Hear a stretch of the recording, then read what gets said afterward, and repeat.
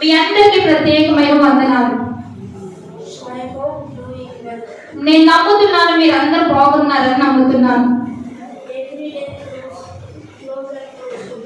ప్రతి దినము మీరు దేవునికి దగ్గరగా నివసిస్తున్నారని నేను నమ్ముతూ ఉన్నాను.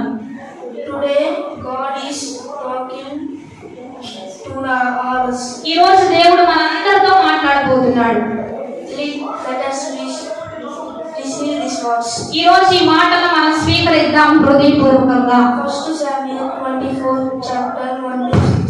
మొదటి సమూయేలుకు రాసిన మొదటి పత్రిక 24వ అధ్యాయము మొదటి వచనం నుంచి 6 వచనాలు చూసినట్లయితే అక్కడ ఒక సారాంశం ఉంది.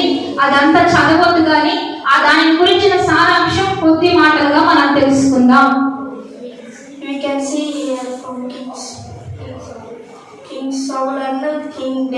ఇక్కడ మనం ఇద్దరు రాజుల గురించి చూస్తూ ఉన్నాం. అక్కడ ఉన్నటువంటి ఇద్దరు రాజులు ఎవరు అంటే రాజైన సౌలు, రాజైన దావీదు. ఈ ఇద్దరిని మనం అక్కడ చూస్తూ ఉన్నాం. దేవుడు బిడ్డారా, David man said, "Look, David delivers you, your enemies in your hand." దావీదు చూడు, ఇక్కడ దావీదు ఒక గృహలో ఉంటున్నాడు. దేవుడు బిడ్డారా, సౌలు ఒక గృహలో ఉంటున్నాడు. అయితే సౌలు మరి దావీదు ఇద్దరు అభిషేకులే, ఇద్దరు దేవుడి చేత అభిషేకించబడిన వాళ్ళే. కానీ బైబిల్లో ఒక మాట ఉంటది, అభిషేకించబడిన వారిని ముట్టొద్దు, వారికి మనం ఏ కీడు తలపెట్టొద్దు. దేవుని చేత అభిషేకించబడిన వారిని మనం నోటితో కూడా ఏది అనకుండా ఉంటే మనకు దీవెన వస్తుంది. అదే దావీదు చేశాడు.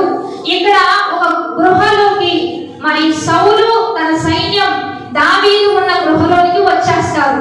ఎప్పుడైతే దావీదు గృహంలోకి, దావీదు మనుషుల దగ్గరికి సౌలు వచ్చాడో ఇక వెంటనే దావీదు ప్రజలు అంటారు, దావీదు దేవుడు నీకు కృప చూపాడు, సౌలు నీ చేతికి చిక్కాడు, నీ శత్రువు నీ చేతికి చిక్కాడు, నువ్వు చంపే, అతను గట్టిగా పట్టుకొని హతం చేసే, మనకి ఇక విరోధమే ఉండదని చెప్పి దావీదు ప్రజలందరూ కూడా దావీదుతో చెప్తాడు. కానీ దావీదు ఏమన్నాడంటే,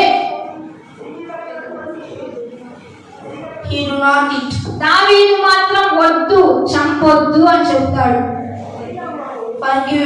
అతన్ని క్షమించి వదిలేస్తాడు. అంటే చంపవలసిన సమయంలో కూడా, చేతికి దొరికిన సమయంలో కూడా అతన్ని చంపకుండా వదిలేస్తాడు.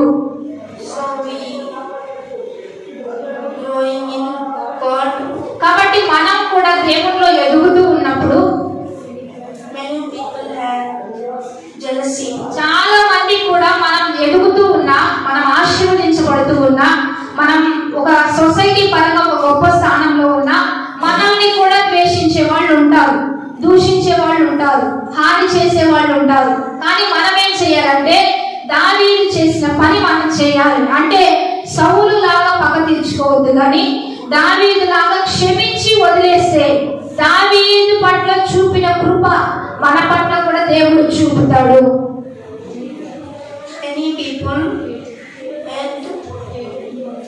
hated me.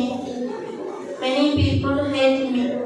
చాలా మంది సేవా పరిచర్యలో మమ్మల్ని చాలా మంది దూషించారు, చాలా మంది మమ్మల్ని వ్యతిరేకించారు, మా మినిస్ట్రీని దూషించారు, మా సేవని. అలాగే జాన్పా చెప్తున్న విధానం, మేము సేవలో ఉంటున్నప్పుడు మా పేరెంట్స్ ని, మా తల్లిదండ్రుల్ని, మమ్మల్ని ఎన్నో మాటలు అన్నారు, ఎంతో దూషించారు, మా సేవకు కూడా ఎంతో హాని చేయాలని చూశారు.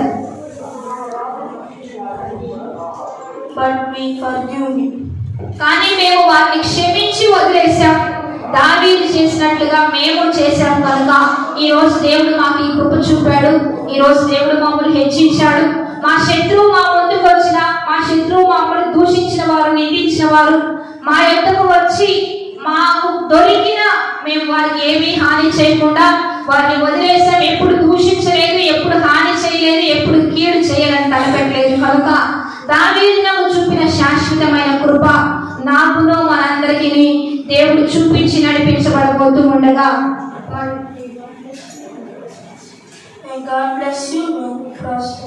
దేవుడు మనందరిని దీవించి వర్ధిల్ల చేయును గాక. కాబట్టి మనందరం గట్టిగా చప్పట్లు కొడుతూ, బలహీనత అంతలో నన్ను బలపరచిన పాపినైన నాకై మరణించిన మృతమైన నన్ను మహిమగా మార్చిన మారని నీ ప్రేమకై బానిసైన మృత